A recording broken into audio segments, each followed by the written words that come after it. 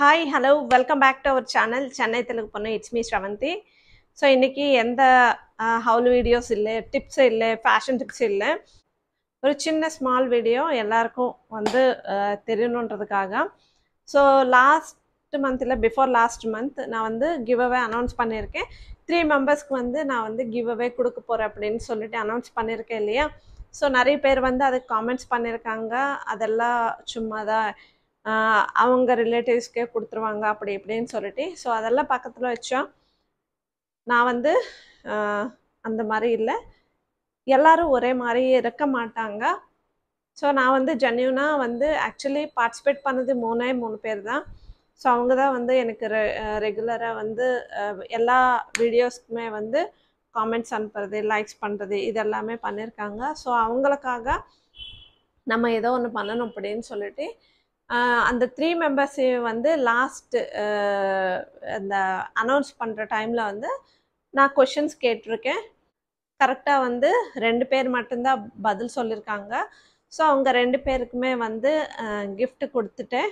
So actually அதில் வந்து Jayashree and Vidya and குஷி அப்படின்னு சொல்லிட்டு 3 பேர்.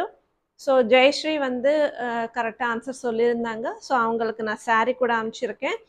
ஸோ நான் அவங்க கூட சாட் பண்ண அந்த இது வந்து ஸ்க்ரீன்ஷாட்டாக நான் வந்து டிஸ்பிளே பண்ணிகிட்ருக்கேன். ஸோ அவங்க சாரீ கூட ரொம்ப நல்லா இருந்துச்சு, ரொம்ப ஹாப்பியாக ஃபீல் பண்ணியிருந்தாங்க. ஸோ அவங்க பர்த்டே இருக்குன்னு சொல்லிட்டு சொன்னாங்க.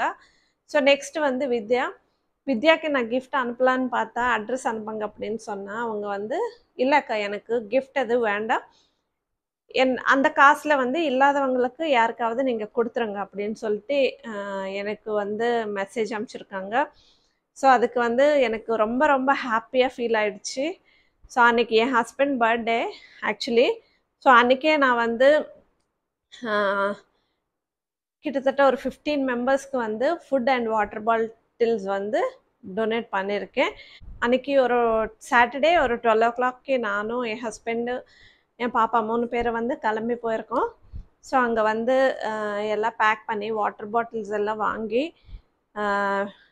அங்கே இருக்கிறவங்க ரோடு மேலே வெயிலில் வேலை செய்வாங்க இல்லையா அவங்களுக்கு, அண்டு சாப்பாடுக்காக கொஞ்சம் கஷ்டப்படுவாங்க இல்லையா.